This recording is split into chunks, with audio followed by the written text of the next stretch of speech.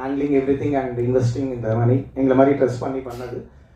Next வந்து tent போட்டால் வரும் சார். ஸோ வழக்கம் போல் நம்ம இந்த அவருக்கு இந்த ஃபாரின் ரைட்ஸ்க்காக இந்த படத்தை வந்து நான் போட்டு காமிச்சேன் அவருக்கு. ஸோ அன்றைக்கி போட்டதுலேருந்து இன்றைக்கி வரைக்கும் டெய்லி ஃபோன் பண்ணி ரொம்ப எக்ஸைட்டாக ஒரு பயங்கரமாக நான் சொன்னார். அது எவ்வளோ எக்ஸைட்டட் பண்ணுறாரா நிஜமாக சொன்னாரான்னு தெரியல. இந்த படம் தமிழ் சினிமாவில் ஓடாடி எந்த படம் ஓடும் சார். எனக்கு இது வந்து நாட் ஓன்லி இன் யூஎஸ் எனக்கு நீங்கள் அந்த டைமில் ரெட் ஜெயின்ட்டுக்கு நெக்ஸ்ட் நான் படம் பண்ணிக்கிட்டு இருக்கேன். ஸோ நான் அவங்க மூலிமா தமிழில் ரிலீஸ் பண்ணலான்ற மாதிரி பிளானில் இருக்கேன் சார் சொன்னேன். நீங்கள் பண்ணல, அவங்களுக்கு ஒன்றும் கன்ஃபார்ம் பண்ணலன்னா சொல்லுங்கள், நானே ரிலீஸ் பண்ணுறேன் சார். எனக்கு ரொம்ப பிடிச்சிருக்கு.